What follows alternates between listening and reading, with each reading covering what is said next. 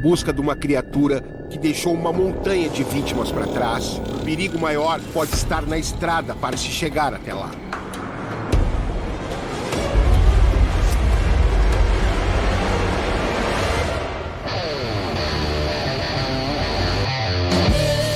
Meu nome é Fred Morsch, terráqueo, brasileiro e mochileiro ufológico.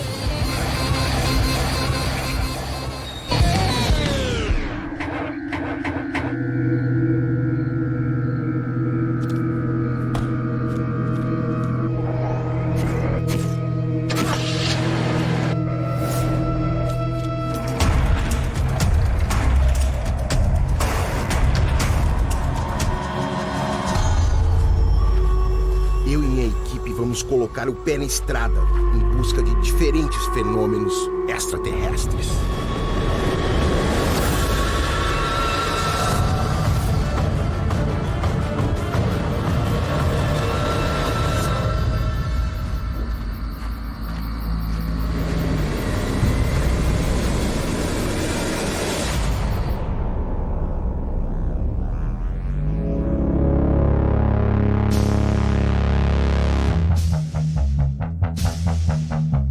Na minha jornada à caça do chupa-cabras, no interior do Paraná, está a passagem por uma estrada deserta que abriga fenômenos tão inexplicáveis quanto o surgimento da assustadora criatura.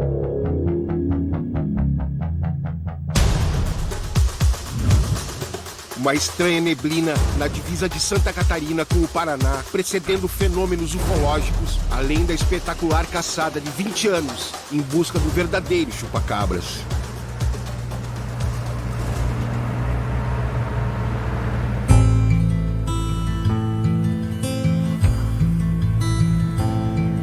Oh, listen to my story, I will tell you no lies. How John Lewis did murder. Essa aqui é a Estrada Cornelsen. Ela liga Garuva a Itapoá, em Santa Catarina. E nesse trecho aqui aconteceram vários fenômenos ufológicos. Uma perseguição de luzes sobre os carros, no caso de Missing Time, e até seres humanoides correndo pela estrada. At Adam Springs, no money he brought her, nor other fine things. We'll go with Resolvi testar com o magnetômetro algum tipo de interferência eletromagnética que costuma afetar os carros que passam por um determinado trecho de 5 quilômetros da estrada. Mas os eventos dessa natureza ocorrem na sua grande maioria à noite, conforme as pesquisas do ufólogo responsável por analisar os casos da região.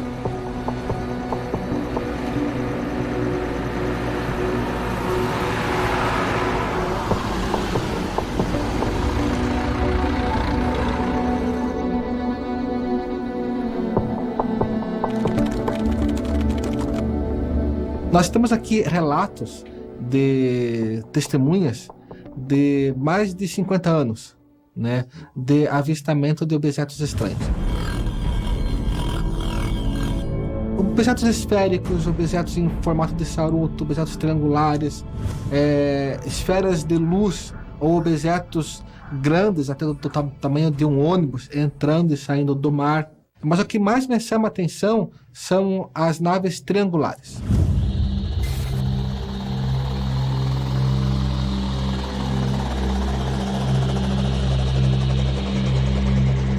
Nós começamos a coletar informações de moradores, pescadores, né?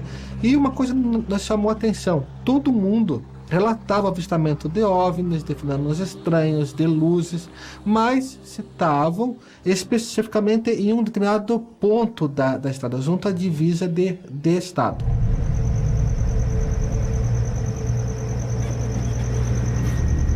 Que é perto da pontezinha, perto aquela da ponte, ali, né, do rio Saiguaçu, que divide Paraná e Santa Catarina. Certo. Nós conseguimos registrar 15 anos de evento. 15 anos 15 já. anos. Os fenômenos ocorrem, na sua maioria, no período noturno.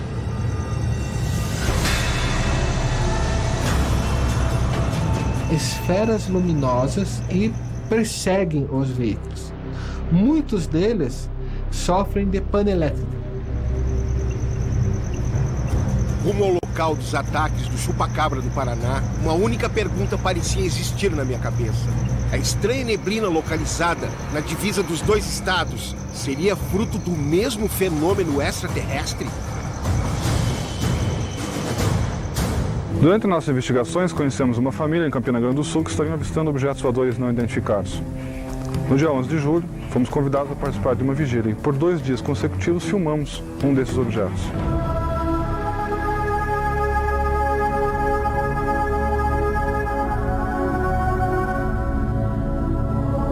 Luiz, em Curitiba, tem um pesquisador chamado Carlos Alberto Machado que fez um documentário sobre chupacabras e ele cita um fenômeno muito estranho, como se fosse uma névoa.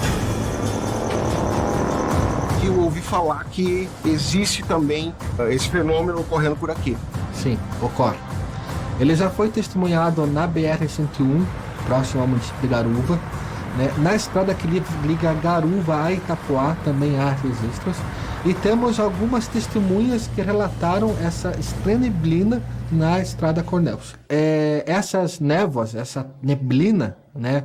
Ela já, na maioria das vezes aqui na nossa região, ela ocorre junto da manifestação de fenômenos. Certo.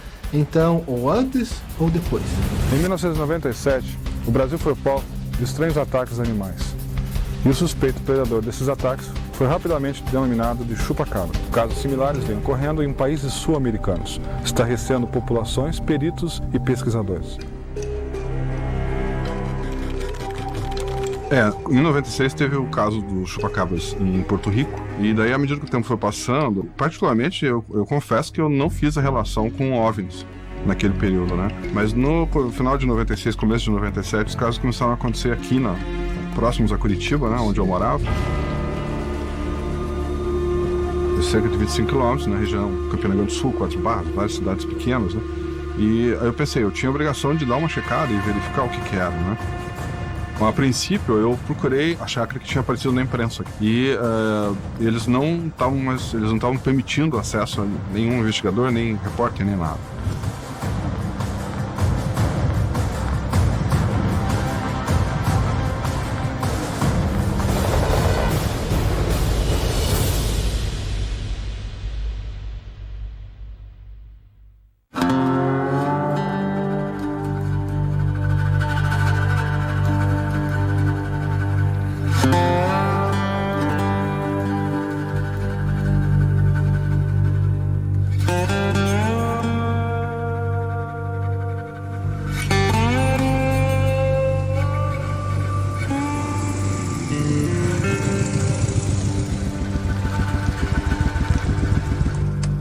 Em março de 1995, 8 cabras foram encontradas mortas com 3 perfurações em seus tórax e todo o sangue esvaído dos seus corpos num povoado de Porto Rico. Moradores alegavam que uma estranha criatura estava ligada às mortes dos animais.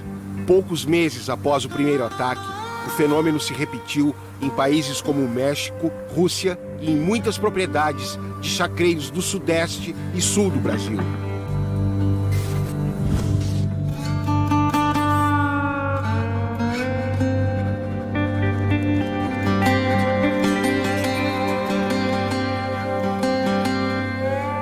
A chácara do artesão Carlos Maisna protagonizou o início dos ataques e da caçada a uma criatura desconhecida que matou centenas de animais ao longo de um ano em 3 estados do país. Quais são as características principais que tu enxergou nos ataques desses animais? Apesar de uma distância grande, às vezes de dezenas até centenas de quilômetros, né, entre um ataque e outro, todos os animais apresentavam os mesmos furos pelo corpo, né, as orelhas cortadas, né? Então, os furos na testa, o furo na face. Então, isso aconteceu com todas as ovelhas. Eu dei falta pelos bichos pela manhã e saí procurá-los aqui na região. Encontrei eles aqui em cima, aqui, questão de 200 metros da minha propriedade aqui.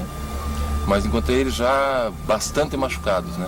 A fêmea, que inclusive estava prenha, apresentava um corte simétrico na cabeça, em forma de um quadrado, que retirou todo o couro dela, né?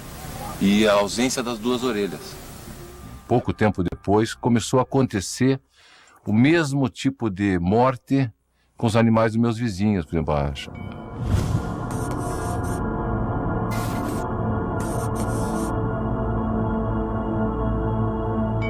Foram, acho que umas 20 ovelhas foram mortas, né? Todas tiveram suas orelhas cortadas, né?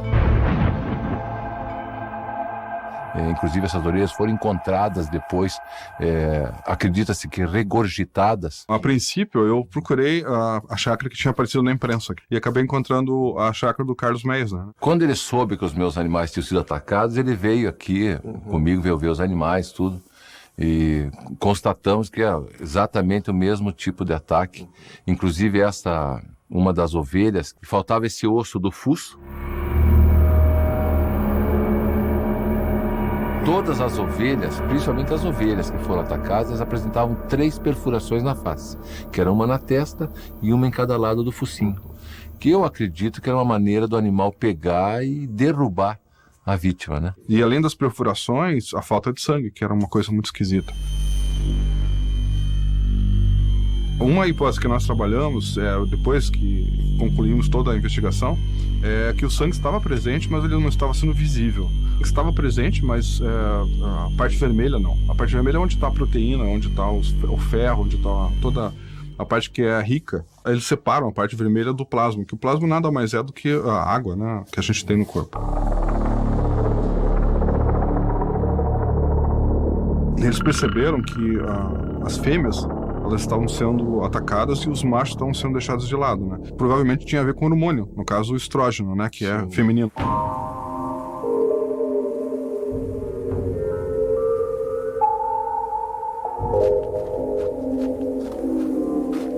Não havia sangue no chão, nem na estribaria, onde fosse que a gente fosse procurar não achava, né? Então, o que leva a concluir que esse animal se alimenta de sangue, se alimentava de sangue, né? E também justifica o que nós encontramos em vários animais, que eram aqueles orifícios como se fosse causado por morcego, que a gente sabe que não é. Quando eu cheguei, os ataques já haviam acontecido há uns 3, 4 dias e os animais que ainda não tinham sido enterrados, eles estavam como se eles tivessem acabado de perecer. Eram coisas que aconteciam muito estranhas, sabe? Que os veterinários, quando se deparavam com isso, eles não conseguiam encontrar explicação. Eu cheguei numa propriedade que tinha um pequeno córrego e algumas estavam até dentro desse córrego, que seria mais uma razão para que o apodrecimento da carcaça se iniciasse mais rápido, com o sol, né?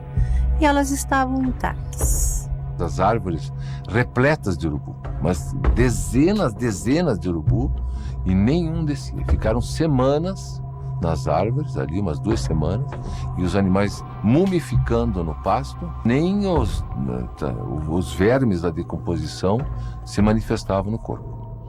Existe algum animal que poderia fazer isso, que tu conheça? Que eu conheça, não. Quem estava cobrindo em Campina Grande do Sul era a Secretaria do Meio Ambiente na época. Sim. E eles estavam oficialmente falando que eram cães selvagens ou suçuaranas. Eles estavam trabalhando com essas hipóteses e não aventavam nenhuma outra hipótese, né?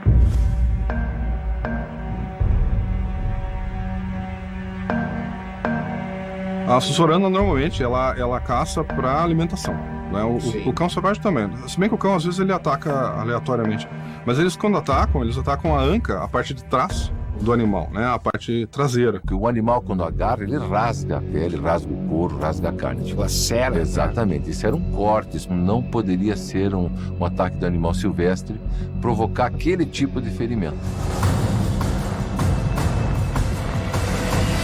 Tu acha que estava tendo uma espécie de acobertamento do caso? Sem dúvida. Se de repente é um assunto que vai gerar pânico, vai gerar medo e gerou, então eu acho que cada um fez o seu papel. O papel da imprensa foi confundir, atrapalhar e ridicularizar, né? Em nenhum momento eles levaram a sério.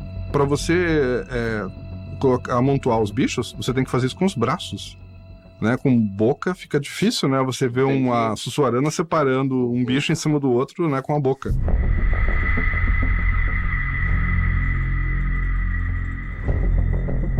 Como é que um animal, né, selvagem, vai entrar numa chácara em silêncio, não vai alardar os cães, né? Os cães ficam quietos, consegue matar 88 ovelhas e separa elas em montes. Isso que é mais esquisito. A maioria das pessoas que tiveram um ataque nas suas chácaras relatam luzes no céu. Havia uma inteligência nesse ataque. Perfurações estranhas, falta de sangue, corte de orelha, são características que você não consegue encontrar na natureza como um animal predador comum. Para o ser humano fazer, eram muitos animais para serem empilhados em um prazo de tempo tão curto.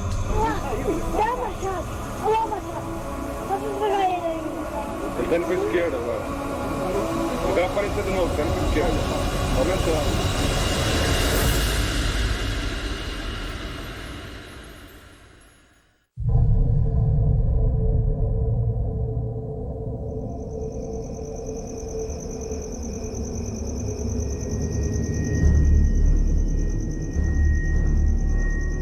Os ataques aconteciam de madrugada e a criatura costumava levar suas vítimas para lugares próximos a uma fonte de água. Havia uma inteligência nesse ataque, porque foram muitos animais, num período de tempo curto para um ataque. Eu e minha esposa, nós estávamos trabalhando aqui, me chamou a atenção uma esfera no céu. À medida que a gente foi pesquisando a morte dos animais, né, essas mutilações, nós percebemos que algumas pessoas estavam vendo objetos voadores não identificados, que até então a gente não tinha encontrado. E o interessante é que 2 dias depois os ataques ocorreram. Bezerra apareceu morto. Então existe sim essa relação. Eu faço essa relação com os ataques. Eu faço nitidamente essa relação. E apareceram 2 noites seguidas, né? Em julho daquele ano, bem no ápice dos ataques. Apareceu e eu filmei, né? Filmei praticamente toda a extensão do fenômeno. E nas 2 noites ela fez o mesmo comportamento. Era uma luz apenas e ficou 5 minutos parada em cima dessa chácara. No dia seguinte, eu fui até o local, né? O caseiro me informou que ele viu essa luz em cima da cabeça dele. Ele falou que naquela noite ele perdeu 30 galinhas. Você tinha um objeto sendo filmado, né? E você tinha um ataque naquela mesma noite, naquele mesmo horário, vamos dizer assim, aproximado, né? Com galinhas que estavam dentro das características dos chupacabras. Então, é difícil você não fazer a relação de uma coisa com outra por conta dessas evidências que estavam surgindo.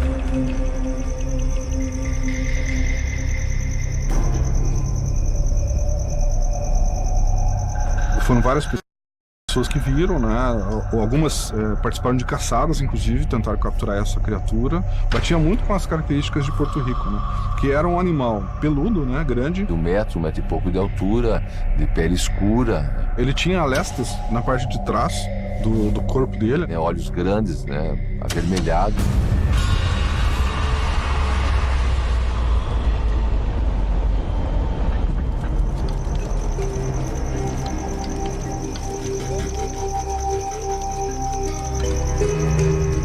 E a gente decidiu botar uma armadilha lá. Vocês que criaram a armadilha. Uma armadilha quadradona, assim, 1 metro por 1,5 metro, por 2 metros, né? Mas tinha o que ali prendendo ela? Era dobradiças de ferro, feita com solda elétrica, tudo. Eu fiz um negócio muito reforçado que uma pessoa não escaparia dali. Nós colocamos numa chácara aqui da região de Campina Grande, do seu Moacir, né? Era bem interessante, o gatilho era que você pisava no chão e ela fechava por trás. E dentro tinham duas gaiolas mais finas, né? Que continham 2 patas que a gente colocou lá. Porque nitidamente o animal entrou na jaula, né? A jaula fechou e ele forçou a porta de dentro para fora, que ela estourou. Pegou a vítima lá de dentro, levou para fora, consumiu ela e foi embora. O bicho escapou da armadilha, acabou rompendo ela. Na parte que ela estourou, estavam esses pelos aqui, ó. Isso tu pegou no chão? Não, no ferro. Estava preso no ferro da armadilha. Ele se esfregou para sair? Na hora que ele forçou a saída, né? Tem a data aqui, ó, 20 de agosto de 97, cara. Para você fazer a análise de DNA, que muita gente me cobra, né? Custa muito dinheiro. E você tem que comparar ele, seria comparar com outros animais existentes na região, né? Que são muitos. Essa aqui participou foi consequência, né, de uma das caçadas que ocorreram aqui na região. Ele estava fugindo, né, e ele pisou na lama e deixou essas 3.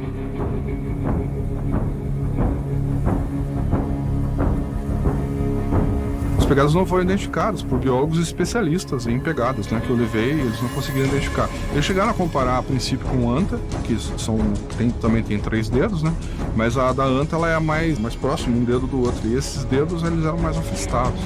A conclusão que se chegou pelos órgãos governamentais é que foi um ataque de animal silvestre, se encobriu e acabou o papo. Eles deram a palavra final como cães vadios, essa foi a expressão, cães abandonados, cães de rua, e botaram uma pedra em cima disso. Tu acredita que ele poderia ser um alienígena? Eu não descarto essa possibilidade. Eu acredito que possa ser, sim. Agora, não dá para você afirmar isso categoricamente, porque ele pode também ser uma criatura subterrânea, ele pode ser teve uma hipótese que colocaram até como um inseto mimético, uma mutação da natureza, uma coisa assim. Então, eu não sei o que é. E realmente, até hoje eu não sei o que é. Mas eu acredito que não seja desse mundo. Né? Porque a gente não é dono da verdade, a gente não sabe exatamente o que era aquilo, né? Não dá para afirmar categoricamente. O que a gente conseguiu foi comprovar que ele existe. Né? A gente conseguiu testemunhas, conseguiu pelo e conseguiu pegadas. Se isso não é evidência de prova, então o que seria? Tem uma foto que foi tirada no interior de São Paulo. No interior de São Paulo. Por pescadores. Ela foi publicada no meu livro, foto colorida, e dá para você ver perfeitamente esse detalhe. Né?